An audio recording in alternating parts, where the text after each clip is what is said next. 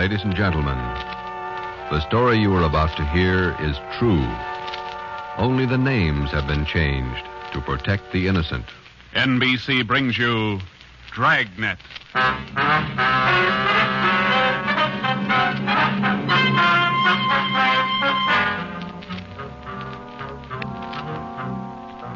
You're a detective sergeant. You're assigned to robbery detail. There's a potential killer on the loose in your city. 18 women have been beaten and robbed by this man. The newspapers call him the Werewolf. Your job is to get him. Dragnet, the documented drama of an actual crime, investigated and solved by the men who unrelentingly stand watch on the security of your home, your family, and your life. For the next 30 minutes, in cooperation with the Los Angeles Police Department, you will travel step by step on the side of the law through an actual case from official police files from beginning to end, from crime to punishment. Dragnet is the story of your police force in action.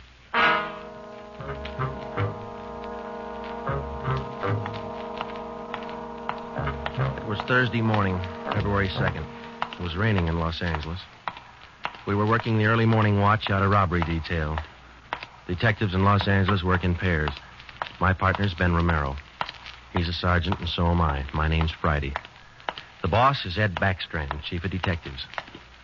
I was on the way back from the teletype room, and it was 3 a.m. when I got to room 27A, robbery detail. Hi, Ben. What's up? Keep your coat on, Joe. Just had a hotshot call. Coming, Skipper? Right behind you. Let's go, Friday. Oh, what was it, Ed?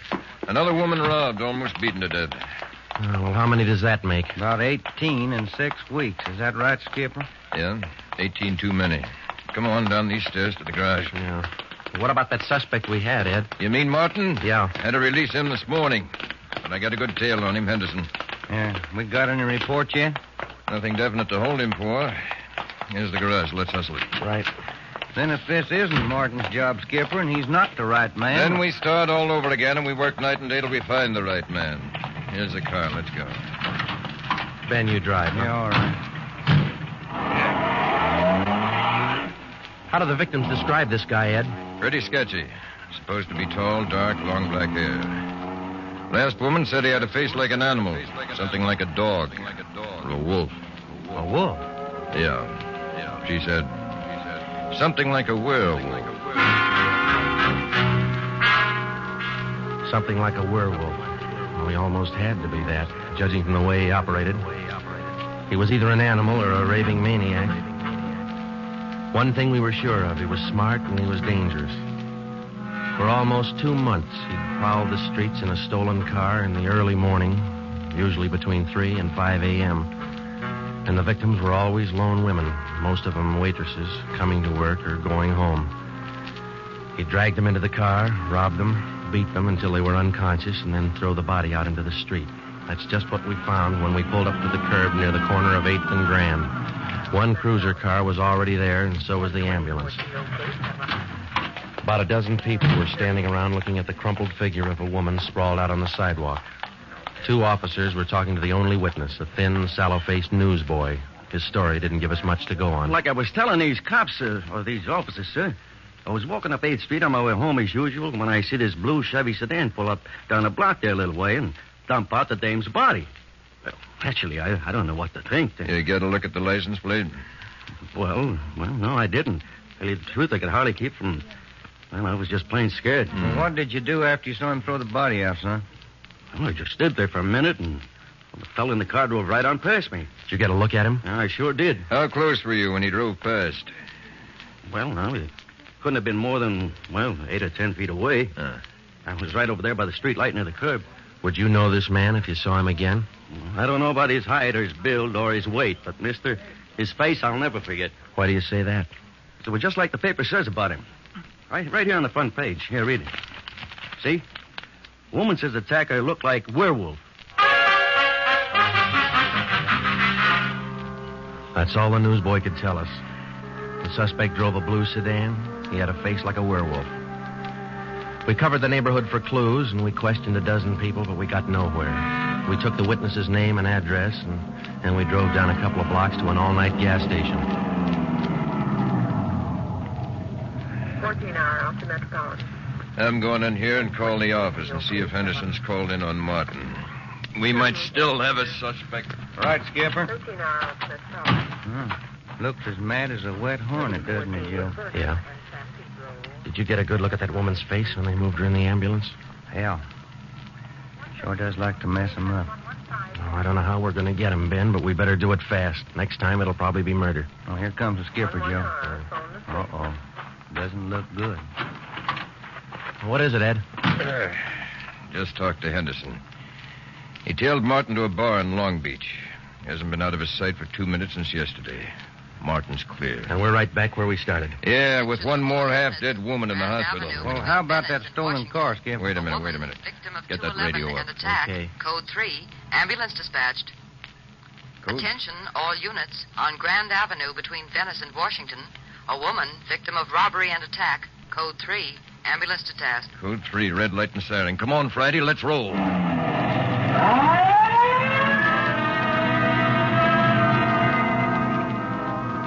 Well, we couldn't be sure, but it sounded like another one. 6 minutes later, we were there. Same story. Werewolf. The next day, the chief ordered the number of cruiser cars doubled in the Central District. This was for the early morning watch with plainclothesmen to back them up. Then the newspapers played it big, and in 2 days, the story was on the front page of every paper in town. Maybe that should have made the werewolf lay low, but it didn't. Because at 4 o'clock that morning, while Ben and I were patrolling with the other cars, he got his 20th victim.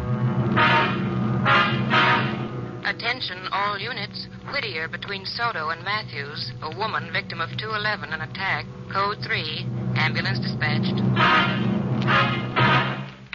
Here's a report on that blue sedan he used the other night, Joe. Found it out on Anaheim Telegraph Road. Any luck with it? Not one fingerprint we can use. Anything else? Nothing. Well, how about the auto theft detail? Same old story, Joe. He steals a car, uses it once, and then drops it. Never leaves a thing behind. Well, that's great. We're sure moving fast. How about that big guy you picked out of the lineup this morning? Oh, I checked his alibi. It's perfect.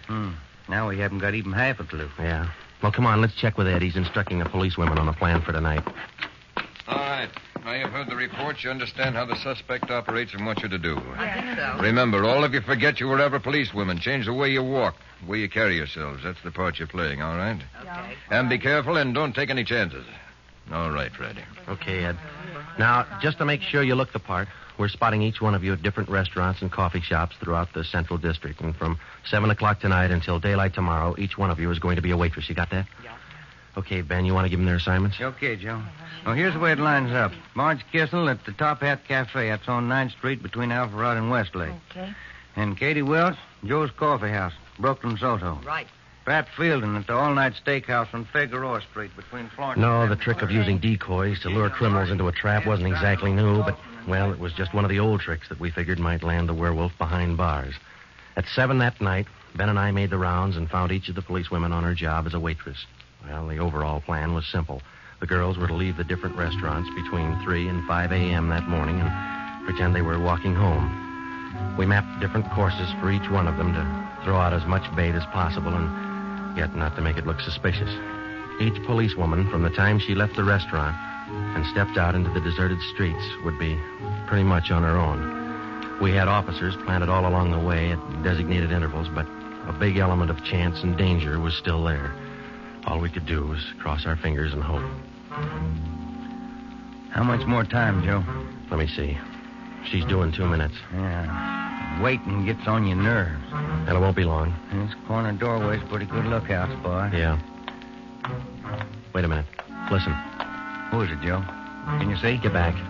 What is it? Wait a minute. It's Marge Kissel. There's a man following her, a big guy. If it's the werewolf, where's his car? I don't know. Maybe he changed his plans. Get back. Here they come.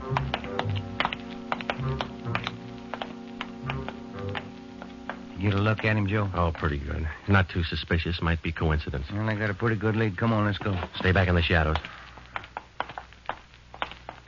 Hey, Joe. Hmm? So where'd the guy go to? I lost him. The little coffee shop up in the next corner, see? Take a look. Oh, yeah. He's opening the door. He's turning on the lights. Yeah. Looks like a false alarm, Joe.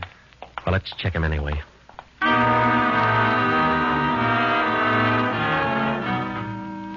Well, I didn't think we'd be that lucky on the first try, and we weren't. We asked the man a few questions, and it didn't take him long to show us he wasn't our man. He owned the coffee shop. So, Ben and I went back and took up our posts again and waited for the next decoy.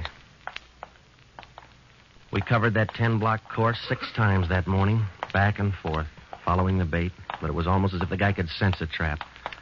Not once did we get a nibble. By the time our last decoy finished the route, it was almost daylight. Joe, I never was so glad to see that sun come up in my whole life. My feet feel like they're puffing right up out of my shoes. Yeah, me too. Come on, let's get over to the car and check on the other squad out in Boyle Heights, huh? Mm-hmm. Oh. Hit the radio, will you, Ben? Yeah. Joe, there must be some easier job on the force than this. Yeah, you and me both. Now, let's see what happened to the others, huh? 80K to Unit 104K. Come in. 104K to Unit 80K. Go ahead. 104K, this is Friday. You do any good out there? This is Miller. I'll call Curtis. Stand by. 80K to 104K, Roger. What do you think, Joe? Maybe a bite? I don't know. Oh, this guy seems to work like a mind reader. Well, he can't win all of them. 104K to Unit 80K. This is Curtis. Go ahead. This is Friday, Al. How'd you do out there? Any luck? Just checked in the last gal, Joe. Katie Welch, not a sign. Okay, Al. Have the men check in.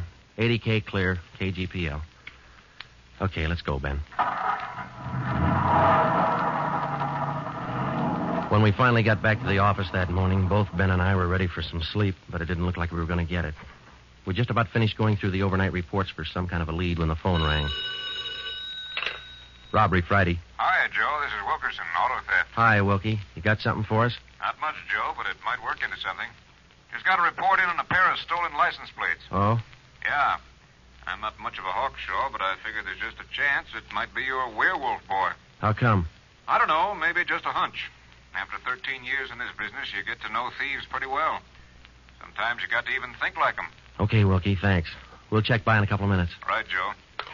What do you have to say? Pair of license plates stolen last night. Wilkie's got a hunch it could have been our man. Well, might be an angle, Joe. If that werewolf guy'd hang on to one car long enough, we'd have a chance at him. Oh, he's too smart for that. I don't know, Joe. Sooner or later, he's going to make a mistake. Yeah. Come on, let's check with Wilkie. Well, we checked with Wilkerson. We got the best piece of news we'd had in days. On the average, 95% of stolen cars are recovered or located within 24 hours.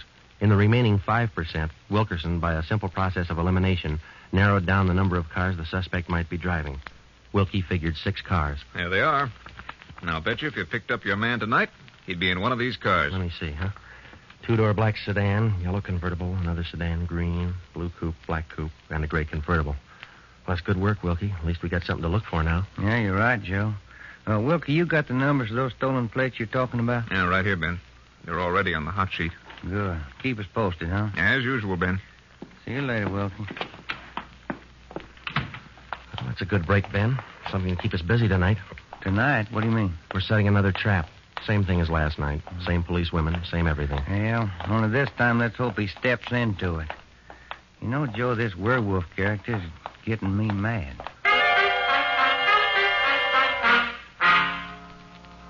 That night, we followed in our own footsteps. We planted the policewomen decoys in 3 separate districts, and a few minutes before 3 a.m., our squad of men took up their positions. The same policewomen went to their waitress jobs in the same restaurants, and Ben and I and the rest of the men stood in darkened doorways or empty filling stations or whatever cover we could find. And we waited and waited. What time is it, Joe? Let me look. 4:30. Thank you. Any sign, Joe? No, nothing yet. Come on, stay in the shadows. That's the way it went all through the early morning. The same plan over and over again until daylight. Ben and I'd check in at the station, go over the late stolen car reports with Wilkie, catch a few hours sleep at home, and then come back and do it all over again. The next night, and the next morning, the night after that, and the morning after that. 5 days later, Ben and I were ready to call it quits. I'll admit it, Joe, I can't figure it. The guy's either psychic or else he can smell a cop a mile away. Yeah, Well, at least we got that stolen car angle left. Did you check with Wilkie yet this morning? I'll give him a call now. All right.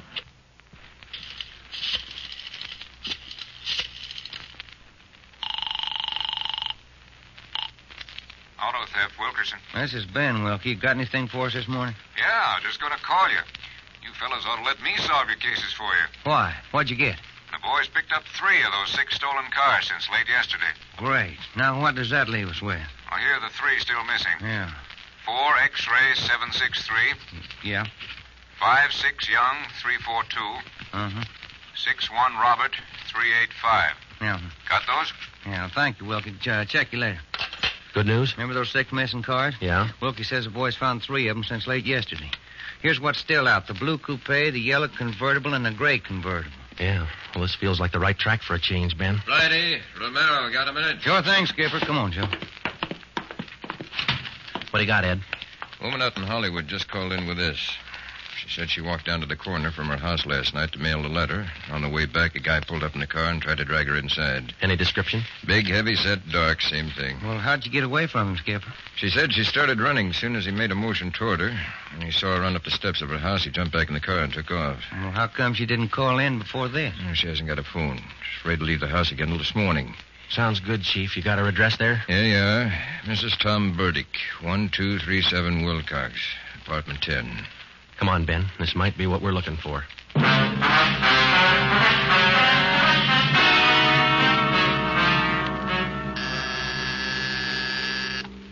Who is it? Who's there? Sergeant Friday, ma'am. Police. Oh, just a moment. I'm Sergeant Romero, Miss Burdick. This is my partner, Sergeant Friday. We come out to check on your call about that little trouble last night. Oh, well, I don't know if I'm going to be much help to you. I was so frightened about all I could do was just run. Well, could you add anything to the man's description, Miss Burdick? I mean, other than what you told the chief on the phone? Well, now, honestly, I don't think I can. All I saw was this tall, dark man jumping out of his car and starting for me. He had a heavy build and seemed to me, well, a large head with lots of long black hair. Uh-huh. Miss Burdick, would you recognize this man if you ever saw him again? Well, I think I might.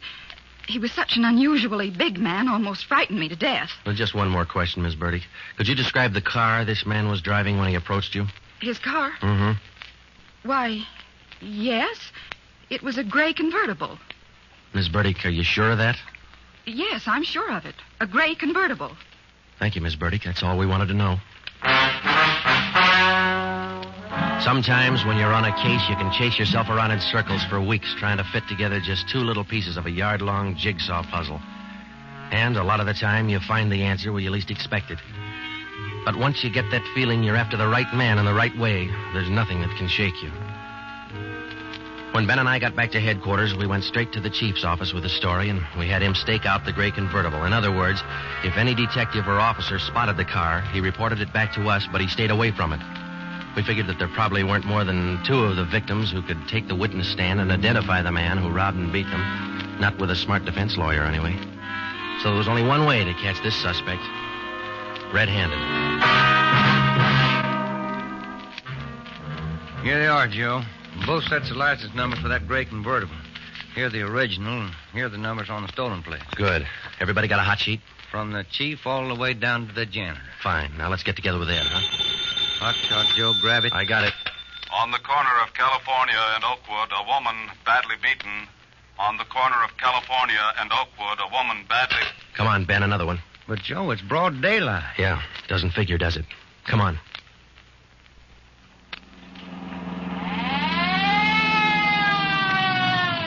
That vacant lot over there, Joe. 2 plainclothesmen and uniformed officers were keeping the crowd back. An ambulance was drawn up by the curb, but it was empty. When we got down to the rear of the lot, we found out why. They were waiting for the coroner. The woman was young, not much more than 30. Her body was half sprawled across the muddy ground, and her face was turned upward. It had been badly beaten. They figured it happened last night, Sergeant. Have the fingerprint men been notified? Yeah.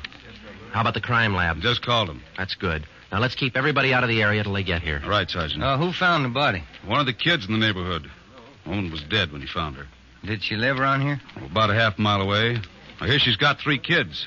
Or She had 3 kids. Uh-huh. You seen enough, Ben? Yeah. Let's get on back to headquarters.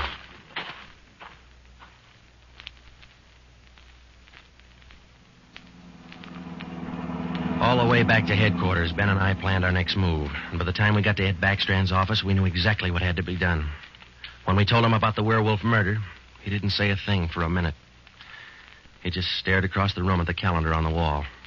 And then he brought his hand down hard against the desk. Friday, Romero, I'm only going to say this once, so get it straight. That guy's pulled his last job in this city. He's through robbing and beating women, and he's through with murder. I've given you time to track him down, and now I want him in. No stalls, no excuses. I want him. I don't care how many men you use, and I don't care how you get him, but get him. That's all. Ben and I worked all that afternoon right through dinner, up until 8 o'clock. By that time, the overall plan was down on paper and already in action. It was one of the biggest things we'd ever tackled, and, well, we didn't know if it was going to work. We only knew it had to work. We had a squad of 65 cars to stretch out over 40 square miles of the city in one big dragnet. The blockade itself would be stationary most of the time, and working inside it would be 2 cars, 14 policewomen as decoys, with 2 plainclothesmen assigned to watch each policewoman. If and when the werewolf was sighted in the gray convertible, we'd automatically take over the police radio for the whole city, and Backstrand would direct the chase from headquarters. A little after 8, we had coffee and hamburgers, and we went to Ben's for a few hours. Ben tucked his kid in bed as usual, and then he laid down for a nap. I talked to his wife until I dozed off in the chair. At 11:30, she woke us up. I combed my hair and put on my coat. Cops' wives are like everybody else's. They worry. When we met Ed at headquarters, we did some last-minute checking on details with Backstrand for about a half an hour, and then we were all ready to go. By 5 minutes past 2, half the Dragnet crew pulled out of the police garage and scattered over the city to their places. By 2:35, the other half pulled out, and a few minutes later, Ben and I followed. At 3 minutes to 3 that morning, Backstrand took over communications and checked every car in the operation. It was a good start. Every man in his right place by the right time. The trap was set. All we needed now was to find our suspect, the werewolf, inside. Control 4 to Unit 80K. Control 4 to Unit 80K. 80K to Control 4. Go ahead. This is Backstrand standing by. 80K, roger. Clear. KGPL. Okay, Ben. Now let's go find him. I got a hunch, Joe. Let's try the Wilshire district first. Sounds all right to me. Let's go.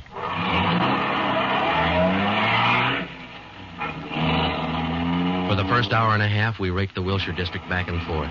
Not a sign. Then about 38 minutes past 4, we headed back for the downtown area and parked in an alley where we could double-check on one of our policewomen decoys.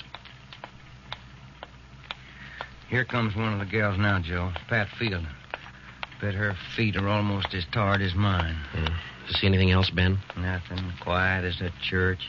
No, wait a minute. Car just turned the corner. Heading up in the same direction she is. Joe. Joe, it's slowing down. Wait a minute. It's pulling up beside her. It's a gray convertible. It's him, Joe. Come on. Ben, get out. He sees us. He's got a gun. You all right, Ben? Yeah, look at that guy take off. 80K to Control 4. 80K to Control 4. Control 4 to Unit 80K. Go ahead. We've spotted the suspect. He's driving a gray Ford convertible, license 61 Robert 385. Suspect's headed east on Olympic from Alameda, driving without lights. Suspect is armed. He had a fast car and he knew how to drive it. We almost lost him twice. 2 minutes after we sighted him, Backstrand took over full radio control. Control 4 to Unit 80K. Your location? 80K to Control 4. We're traveling at a high rate of speed, headed east on Olympic, crossing Soto Street. Control 4 to all units. Stand by. Units 11A, 12, and 13R close in on the intersections at Olympic and Lorena. Units 41, 42, 45, and 104K move on the next 4 crossings east of that. To the north and south, units 105K, 14A, 17R, 43T. Block all main arteries.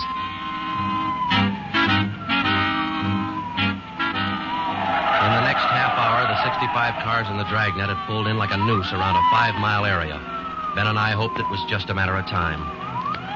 Unit 80K to Control 4. Control 4 to 80K, go ahead. He's headed north on Fresno Street, crossing Whittier Boulevard. Attention all units. 80K now pursuing suspect north on Fresno from Whittier Boulevard. Units 15, 105K, 11R, and 18A block off the intersection on Fresno and 4th. Hey, Ben, up there ahead. What's he trying to do now? Look, he's turning around. Yeah, and he's coming right for us. Watch it, Joe. Look out! Pretty close. 80K to Control 4. Control 4 to 80K, go ahead. Exchanging shots with suspect. Watch it, Ben. Here he comes again. Sure likes to use that gun, doesn't he? Sure does. Hey, Joe, look. Look, he's turning east. He's running for Hollenbeck Park. Yeah, 80K to Control 4. Control 4, go ahead. Suspect just drove up over curb and into Hollenbeck Park. Control 4 to all units. Control 4 to all units. Converge on Hollenbeck Park. Suspect is in the park. He's armed. Use caution. Code 3.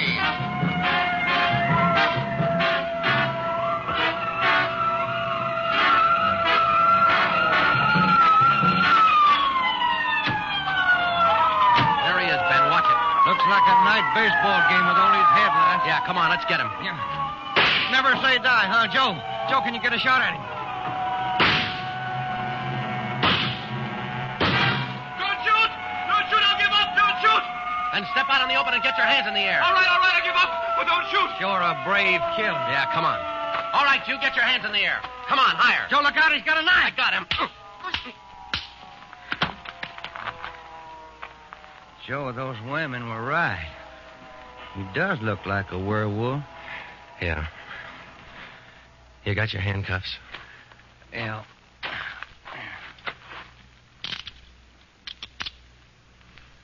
Okay. Got a cigarette? I've been out for an hour. Little place across the street. Maybe we can get some there. Okay. There's the crew from the 41R. Hey, fellas, take him into robbery, will you? Okay, Friday. I think there's a vending machine in there. Uh-huh.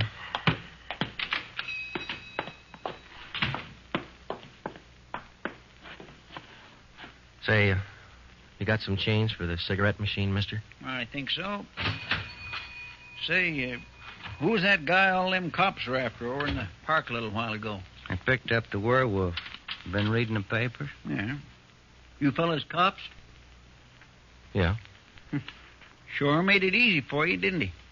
All you cops had to do was surround the little fella in the park. Nothing to it, huh? Yeah, that's right, mister. Nothing to it.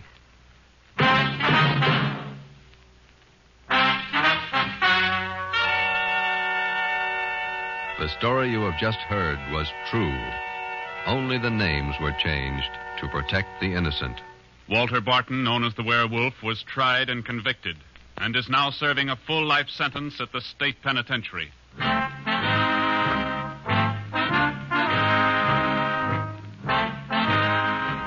This has been Dragnet, the third in a new series of authentic cases from official files. Technical advice for Dragnet comes from the office of C.B. Horrell, Chief of Police, Los Angeles Police Department. Tonight's program is dedicated to Sergeant Mario Victor Dairo of the Los Angeles Police Department, who, on the morning of January 1st, 1943, gave his life so that yours might be more secure.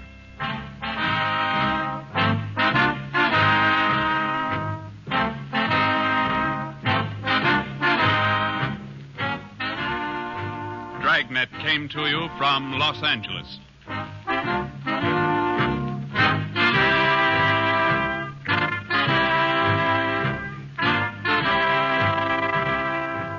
This is NBC, the national broadcasting company.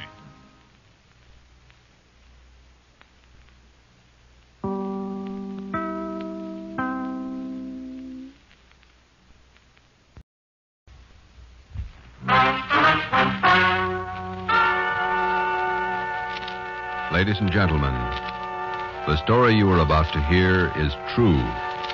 Only the names have been changed to protect the innocent. NBC brings you Dragnet.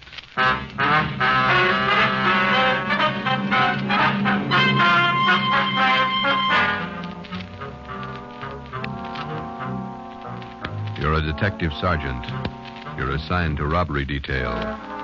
There's a potential killer on the loose in your city. 18 women have been beaten and robbed by this man. The newspapers call him the Werewolf. Your job is to get him. Dragnet, the documented drama of an actual crime, investigated and solved by the men who unrelentingly stand watch. What's up? Keep your coat on, Joe. Just had a hot shot call. Coming, Skipper? Right behind you. Let's go, Friday. Well, what was it, Ed? Another woman robbed, almost beaten to death.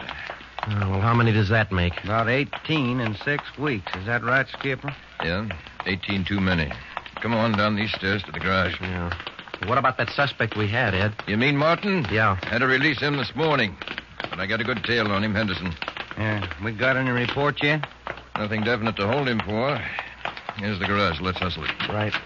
Then if this isn't Martin's job, Skipper, and he's not the right man... Then we start all over again, and we work night and day till we find the right man. Here's the car. Let's go. Ben, you drive. Yeah, all right. How do the victims describe this guy, Ed? Pretty sketchy. Supposed to be tall, dark, long black hair. Last woman said he had a face like an animal. Something like a... On the security of your home, your family, and your life. For the next 30 minutes, in cooperation with the Los Angeles Police Department, you will travel step by step on the side of the law through an actual case from official police files from beginning to end, from crime to punishment. Dragnet is the story of your police force in action.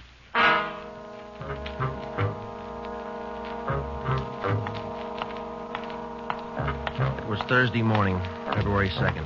It was raining in Los Angeles. We were working the early morning watch out of robbery detail. Detectives in Los Angeles work in pairs. My partner's Ben Romero. He's a sergeant, and so am I. My name's Friday. The boss is Ed Backstrand, chief of detectives. I was on the way back from the teletype room, and it was 3 a.m. when I got to room 27A. Robbery detail. Hi, Ben. A woman sprawled out on the sidewalk. 2 officers were talking to the only witness, a thin, sallow-faced newsboy. His story didn't give us much to go on. Like I was telling these cops, or these officers, sir, I was walking up 8th Street on my way home as usual when I see this blue Chevy sedan pull up down the block there a little way and dump out the dame's body. Well, actually, I don't know what to think. You get a look at the license plate? Well, no, I didn't. Tell you the truth, I could hardly keep from... Well, I was just plain scared. What did you do after you saw him throw the body out, son? Well, I just stood there for a minute, and the fellow in the car drove right on past me. Did you get a look at him? I sure did. How close were you when he drove past? Well, no, it couldn't have been more than, 8 or 10 feet away. I was right over there by the street light near the curb. Would you know this man if you saw him again? I don't know about his height or his build or his weight, but, mister, his face I'll never forget. Why do you say that? It was just like the paper says about him. Dog. Like a dog. Or a wolf. A wolf? Yeah. She said something like a werewolf. Something like a werewolf. Well, he almost had to be that, judging from the way he operated. He was either an animal or a raving maniac. One thing we were sure of, he was smart and he was dangerous. For almost 2 months, he'd prowled the streets in a stolen car in the early morning, usually between 3 and 5 a.m. And the victims were always lone women, most of them waitresses, coming to work or going home. He dragged them into the car, robbed them, beat them until they were unconscious, and then throw the body out into the street. That's just what we found when we pulled up to the curb near the corner of 8th and Grand. One cruiser car was already there, and so was the ambulance. About a dozen people were standing around looking at the crumpled figure of